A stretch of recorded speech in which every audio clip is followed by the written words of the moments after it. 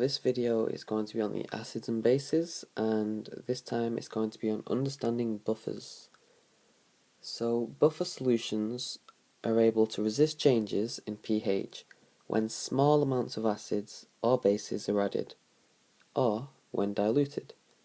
And the key things you need to take note of is they resist changes and small amounts. So if you added a large amount of acid to a buffer, the pH will change. Okay, with that being said then, there's three main uses that you need to know of buffers being used in the real world.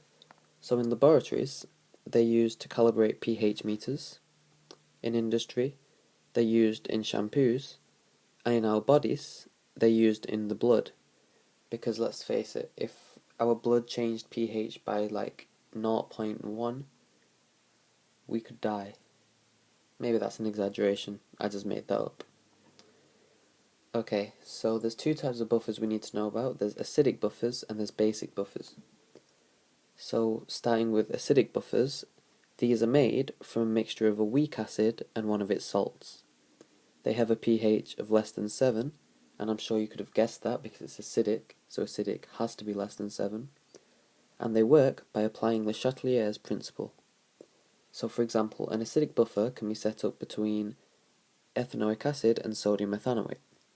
So the equilibrium reaction for this, well, the dissociation of this anyway, is CH3COOH, which is the ethanoic acid, dissociates in equilibrium to ethanoate plus hydrogen, well, H+. You don't need to write the sodium in here because we're talking about ions. So if we add an acid, this will increase the concentration of H+, and this therefore causes the equilibrium to shift to the left to oppose this change in concentration, therefore increasing the amount of ethanoic acid. You can also think of it as the hydrogens from the excess acid will then bond onto the ethanoate, reforming the ethanoic acid. Okay, so now we need to know what happens if we add a base, and this will basically react with the H+, reducing the H+'s concentration, and this will cause the equilibrium to shift to the right, again, to oppose this change. And that's kind of simple equilibria knowledge that you know from AS. And, well, yeah. Moving on to basic buffers, these are pretty much exactly the same as acidic, just it's made from a mixture of a weak base and one of its salts. They have a pH that's greater than 7. Again, they work by applying Le Chatelier's principle. And so, talking about an example, a basic buffer can be set up between ammonia and ammonium chloride. And here's the equilibrium reaction for that. So if we add an acid, exactly the same principle as before, this will increase the concentration of H+, which in turn will cause the equilibrium to shift to the right to oppose this change.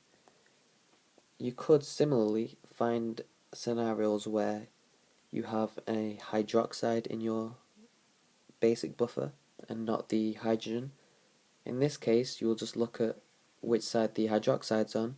The hydrogen will bond with the hydroxide, forming water, so then obviously the hydroxide concentration is becoming decreased, so the equilibrium will shift to that side to increase the concentration. Cool.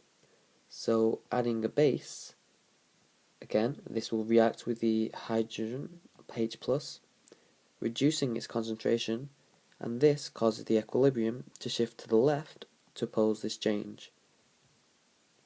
So that's all you really need to know about the buffers in terms of understanding. The next video will be on the calculations for buffers. These are often overcomplicated and people really struggle with them, but if you understood my calculations video on finding the pH from titrations, that's basically the hardest part of the buffer calculations, so don't get yourself too worked over it. So I'll see you there.